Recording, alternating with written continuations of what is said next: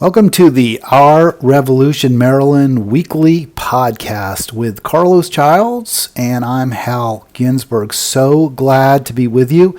And we're just kind of having some fun here, testing things out, talking about progressive issues in our region that we think you'll find interesting and hopefully provocative and keep you tuning in every week. Carlos, how's it going? Oh, good. We got a lot of stuff to cover you all today, especially with this Build Back Better reconciliation agenda. I mean, so much is happening. And how we can actually go into our first segment, if that's cool with you, to talk about some new compromises that's going on with that. So give me 1 second, you all cue this video up. Progressives. I think the timeline of how long we cover things is negotiable, but the point is we made a starting offer. They haven't reciprocated, and how can you have a negotiation when the other side doesn't even have a proposal? Now we can say, should we cover this? So as you all can see, what's new is that the progressives are starting to kind of falter in that hold the line 3.5 or no deal and kind of up to compromise, because just a little bit of backstory. The progressives have compromised a lot, going from $10 trillion for the reconciliation bill down to 6. Now we're down to 3.5, where Manchin is saying 1.5 or no deal, Biden saying 2 billion. So now we're trying to figure out how can we shape this, move it around, cut some things, lower some things to get it within that 1.2 to $2 trillion window. And one thing Representative Ro Khanna, caucus chair Pramila Jayapal, and different other progressives in the Progressive Caucus have been floating, cutting some of the programs to be funded from 10 years to 5 years. Now, I don't know about you all, but I'm a little skeptical about lowering the funding period, because we know the biggest problem is whenever you make these programs have to be relitigated in 5 or 6 years, then we have a whole problem of, well, Republicans don't want to fund it. Do we have Congress? Do we hold majorities or not? So how, what's your thoughts on this? Well, I think it's a better solution, and that, of course, Ro Khanna, as you mentioned, on CNN 4 days ago. And there were a couple of thoughts I have. I want to get into whether I think compressing the timeline is the better way to compromise if it can be done. Real quick answer, I do. I'll explain why in a moment. But what I found really interesting about that is when Ro Khanna described Joe Manchin, Kyrsten Sinema, the senators in the U.S. Congress who are against, seems like they're against everything. He referred to them as adversaries. He referred to them as the other side, and that's strong words for members of your own party. I'm glad to see that. I'm glad that there's recognition and there's acknowledgement publicly, Carlos, that just because you have a D next to your name, you're not necessarily an ally. You're not necessarily on the side of working people, struggling people, poor people, people of color. You're often on the side of the corporations. So I'm really delighted to see Ro Khanna come right out and say that. And it's, by the way, a contrast, right, to our progressive Congress member here in Maryland, Jamie Raskin, who, when we had him on a national call earlier this week, could only pivot every time when asked about the role that Democrats are playing to criticize Republicans. Of course, Republicans are more to blame, but to refuse to even acknowledge the responsibility of the members of your own party, I think you lose so much credibility. I think you lose an ability to persuade the other side. And I know we've discussed this. I'm going on a little bit. I just want to answer your question why I think the compressed timeline makes sense. If you compress the timeline, by 50% from 10 years to 5 years, and you compress the amount of the budget allocated to that timeline by, say, 50%, you have the same amount spent every year. So hopefully, presumably, if these are good programs that will redound to the benefit of the American public, whether it's Medicare expansion, whether it's ending fossil fuel subsidies. So we start to see perhaps some noticeable changes in the environment, which is going to be tough. That's going to be a tough one. Whether it's PRO-Act, labor protections that lead to better working conditions for working people. If Americans feel that, if they see it, then they're going to say in 5 years, hey, I want this to continue. And I'm not going to vote for you unless you campaign on these policies.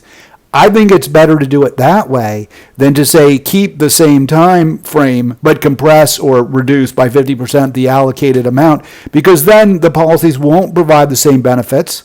People will say this isn't really doing me any good, much as many people said about the Affordable Care Act. Right. I'm not seeing benefits, and partly because they weren't even implemented for years after the law was passed, and also partly because the law has a lot of problems. So that's why, though, short answer, I'd rather see the same amount spent every year for a shorter period of time, hopefully resulting in a better quality of life for Americans who then demand those progressive policies going forward. You're right. I mean, definitely that's something that I actually, as we talk about it more, I'm kind of more in favor of cutting it down, maybe to 5 years, instead of saying, fine, let's cut out programs like let's not lower the age of Medicare from 65 to 60. If that's something, I feel like, okay, no deal then. The one thing I am a little concerned about is this progressives openly negotiating in the media for what we'll take less of, whereas I don't like calling them moderates. I say corporatists. So the corporatists of version of the Democratic Party, where like Kristen Sinema does not negotiate in public. Honestly, she doesn't negotiate in private either.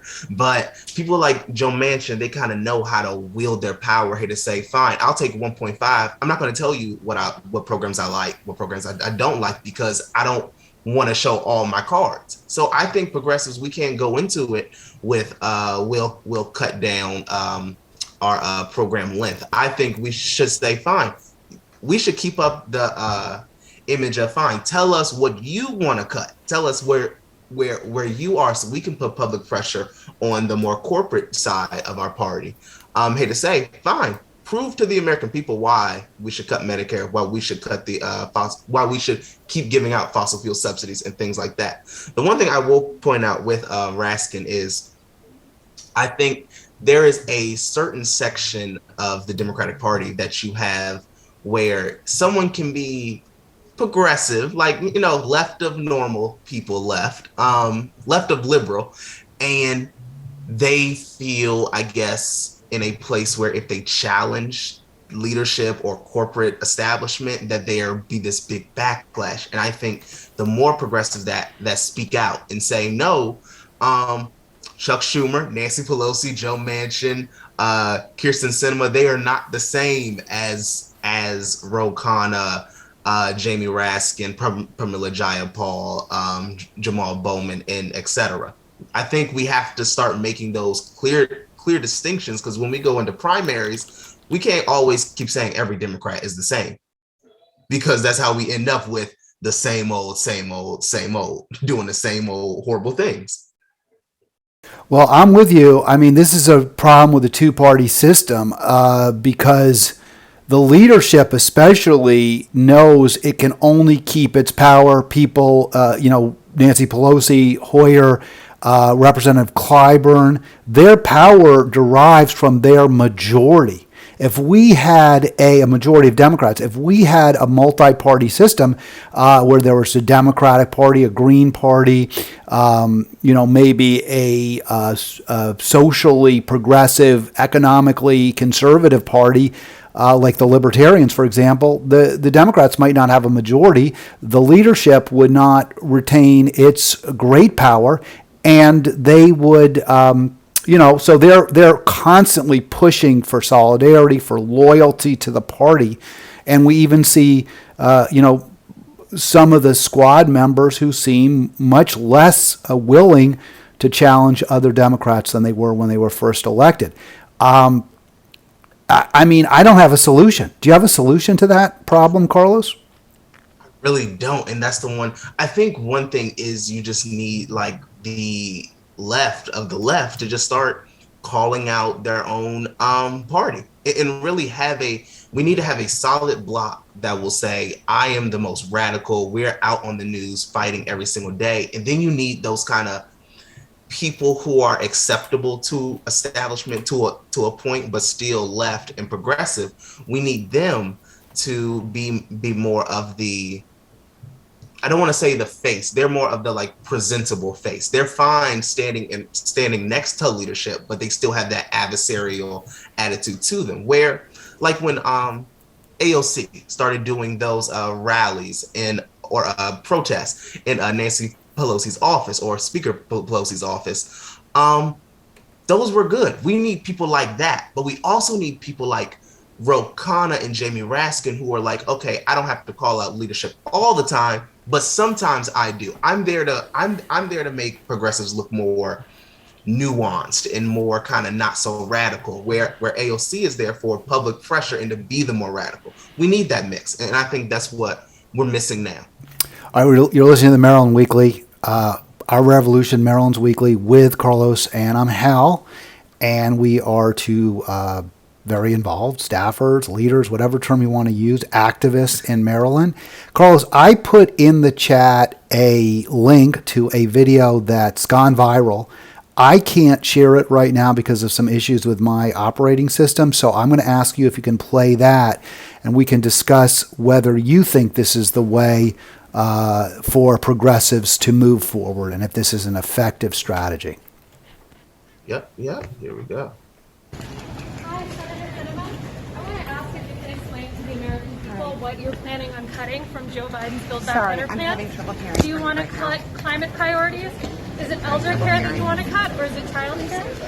Senator, please, we are you going to asking for cut your Medicare? help. Senator, we need What are you. the priorities? I'm going to come to you like that. I'm just trying to get an explanation for the American people. You can do the right thing. All I want to know is what the specific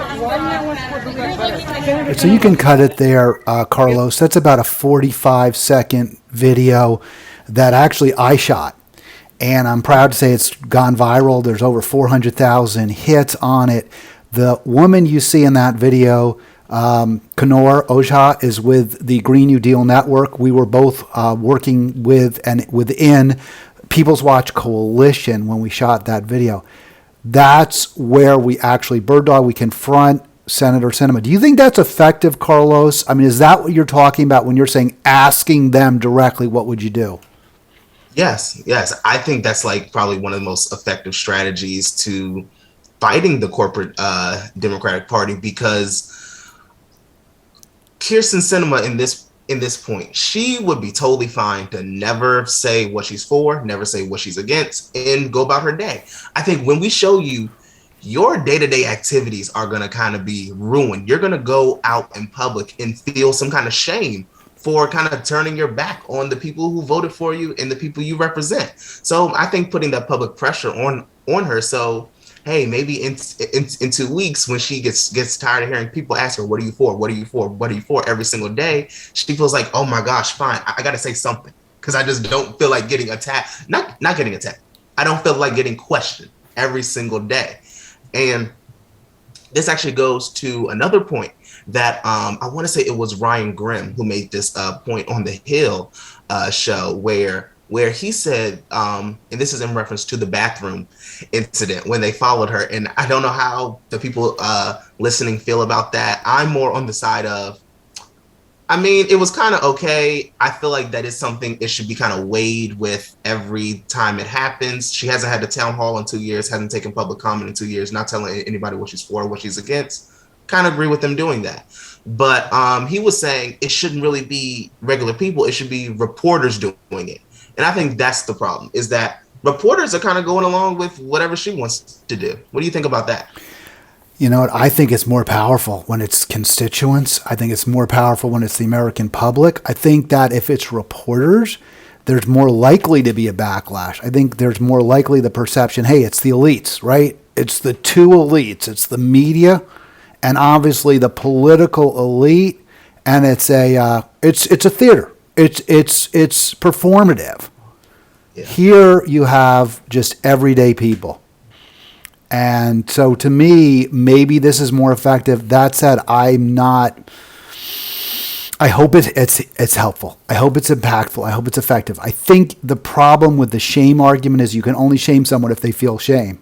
I mean, if they don't care, I mean, if You're they're right. ultimately, hey, this is my golden parachute, this is my ticket, I'm going to become $1 million lobbyist, and the best way for me to get that job is to do exactly what the corporate elites want, then who cares, right? Then she doesn't care. She's like, well, it's too bad they're pissed off, but I must be doing something right that these folks are against me. By the way, let me just again, Hal Ginsberg here with Carlos Childs. Carlos Childs is a state organizing director of Our Revolution Maryland. I'm the state organizer. I always get confused, and also a staffer at Our Revolution. And we're doing our Maryland Weekly podcast. So great to have you with us. This is our first attempt. Hope you'll be gentle with us. We want to hear criticism, but hey, the criticism could be tempered with, hey, you guys look great, or how really love your beard. Well, it's kind of a little grizzled. Let's actually talk about that for a second too. And I want to give a shout out to Our Revolution first about all the work that we've been doing, pressuring people like Representative Hoyer, Majority Leader Hoyer, even though he doesn't represent a majority of American people. He represents just the corporate wing of his own district. So what we did about a few weeks ago is Our Revolution Maryland, in partnership with some people from Food and Water Watch and some other organizations, we went to Representative Hoyer's Bull Roast fundraiser to tell people really what is in the Build Back Better plan, especially around lowering the age of eligibility of Medicare from 65 to 60, also expanding it to cover hearing, dental, and vision. Because the one thing that we've noticed is a lot of people, they kind of agree with the reconciliation bill, the Build Back Better agenda, but don't know what the particulars are. So really telling people, here are the particulars, and to go question Hoyer about it. Tell him, will he fight to keep these things in the reconciliation bill? And I think that's the biggest thing is really, and there we go. I love that picture. There we have one of our Revolution Prince George's County activists, Donna Brennan, speaking with Majority Leader Hoyer and really telling him it's past time to expand Medicare. It's past time to end fossil fuel subsidies. I mean, we're giving millions upon millions, probably even billions of dollars to the fossil fuel companies, and they're literally just paying. They're using that money to burn up the earth, have as many hurricanes as we have, and just cash in all their money.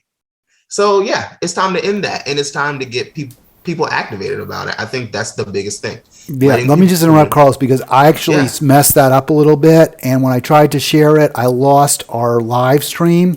So I'm going to go ahead and just put the link to that image in, because you'll have to do the sharing for this, for the rest of this. And, folks, again, we're kind of, I'm not going to cut it out. I could edit all this, but I'm not going to, partly so that you get the raw feel of Carlos and Hal mostly Hal fumbling through this. Carlos obviously doing a tremendous job, but also because it's a lot of work. Video editing is a pain. It's painstaking. You got to use those razor tools and get it in the exact right spot. I don't feel like dealing with that, but I'll ask you to share that while we're talking about. And I agree. I love the shot. We'll talk about why it worked, why it works, I think. And so, there's Donna at the bull roast, and you can totally recognize that silver-haired, silver-tongued fox, octogenarian Steny Hoyer. To be fair to the representative, I just want to say this also, Carlos. He answered all our questions. He was gracious. He was not disrespectful in any way. So I give him a lot of credit for that. But you tell us about the pick and why you like it also. Yeah, one thing I do want to say is that that's what all the politicians are kind of good at now. They're really good at that personable, hey, how you doing? Talk to you, really kind of smooth. And then once you turn around, it's kind of like, oh, good, corporate donors, come in and let's talk bad about these people. That's really how it is. But I really think getting people educated on just who they take money from. Hoyer takes a lot of money from pharma. He takes a lot of money from oil companies, things like that, where, to be honest, public pressure to a point, it honestly doesn't scare them to a point, because a lot of people just aren't educated enough about these issues and things like that. So the more people that get involved and the bigger the public pressure grows, it puts some kind of scare on him, because he's scared, especially with redistricting. Is his district going to look the same that it did 10 years ago or a few years ago, to where he can say, I'm fine just flooding it with mailers and saying, here you go, vote for me? He may be dealing with people who've never heard of him before. Yeah, I mean, he's pretty well known. He's probably close to retirement. I don't know that he views himself as vulnerable at this point, but we do need to promote real progressive change, and I think that has to come from the bottom up. We see that with challengers like Michaela Wilkes. We see that with challengers like Greenbelt Mayor Colin Byrd, whom we support for re-election to the Greenbelt City Council. And we hope you'll vote for him, everyone, because that way, if he gets the most votes, he will remain as mayor. And he's been a great progressive champion, supporting the $15 minimum wage, supporting reparations. He brought up the issue of Medicare for all in a citywide referendum before Prince George's County. And Carlos, he's been a thorn in the side of the Democratic and Republican establishments, going after both Governor Hogan and I believe also Derek Davis on the Democratic side. Really? And I think that's what we want. I mean, I think that's what we need in of our champions.